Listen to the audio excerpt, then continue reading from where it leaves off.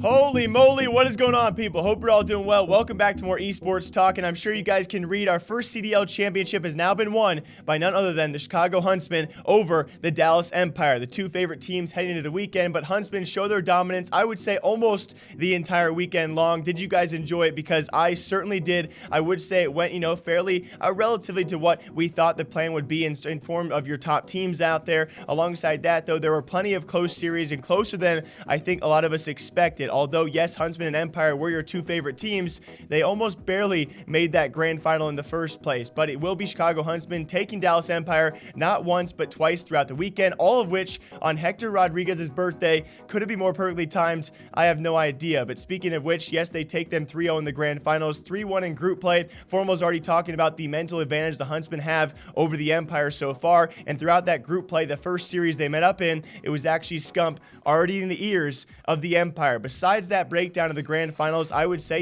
a first CDL championship for Scump, Formal, and the Young Guns, Aristides, Envoy, and Gunless. I mean, all of the entire team looked like an MVP lineup, right? When it comes time for choosing an MVP of the roster, many of the pro players going towards Envoy. I would say also Gunless and Scump had their moments as well. Aristides and Formal also having their moments. It's really tough to choose an individual on that team who could be the most valuable player. I think for many eyes out there, it will be Envoy, who just showed up time and time again, especially in that last series as well, and especially in the last domination. The guy is just absolutely nuts when it comes time for this roster. Choosing MVP is very difficult, but I will say, besides all of this, when it comes to group play and also the semis, I mean, you guys got to imagine this. We almost did not have those two teams in the grand finals, both of which brought to a game 5 beforehand. It was Dallas Empire reverse sweeping London to make the grand finals. It was Chicago Huntsmen, who, by the way, brought to a very close series with Paris, which also went to game 5. Yes, they dominate game 5, but still,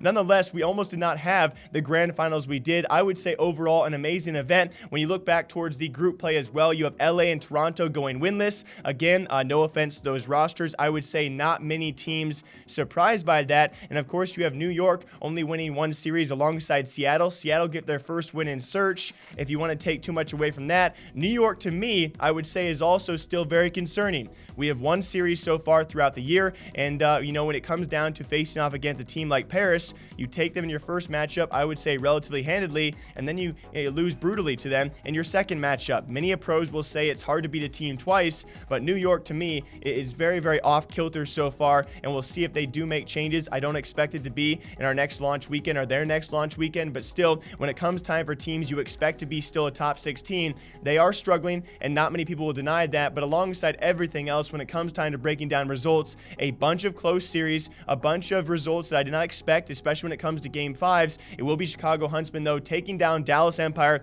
for the third time already this season in dominant fashion, although, albeit, I say dominant in terms of the scoreline, they were closer maps, right? I think no one can really argue Dallas Empire is certainly making improvements. If those young guns can show up, we see a lot of series, though, back and forth, whether it's the experienced guys. I think it was actually opening, I want to say London. Now, correct me if I'm wrong here, but we saw Clayster and Crimsix just absolutely go off, and they still managed to lose that map. And we've seen vice versa, though. Illy, Shotzi, and Hook have had their moments. And again, we've also heard others talk about, it might take a few events for these young guns to actually get used to the pressure, get used to a London crowd being in their ears. I will say they made improvements, and yes, they played the Huntsmen close, but at the end of the day, the Huntsmen do win. They take your first CDL championship, which I'm super excited for, and all the more excited to see a team like FaZe again compete, because when it comes time for my own personal opinion, which again, it could be a trash opinion, I still see the Huntsmen way up here alongside FaZe way up here. The rest of the bunch of teams,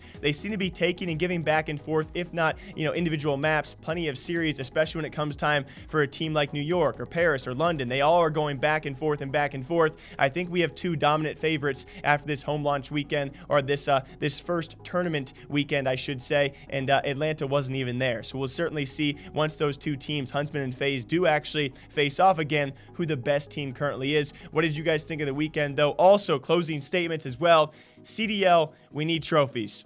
It's straight, it's simple. If these will be titles or championships, I think trophies are needed. But trust me, guys, I hope you come back here today or tomorrow or the rest of this week. I have plenty of storylines to draw from this event. Besides the results, I did want to break down the results for you guys first, and the fun part comes next.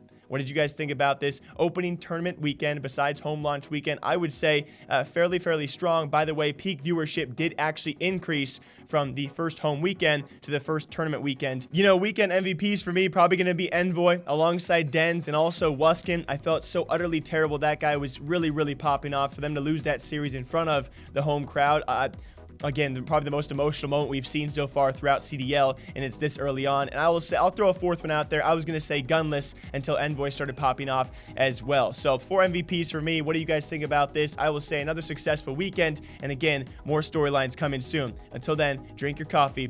I'll see you guys back here shortly.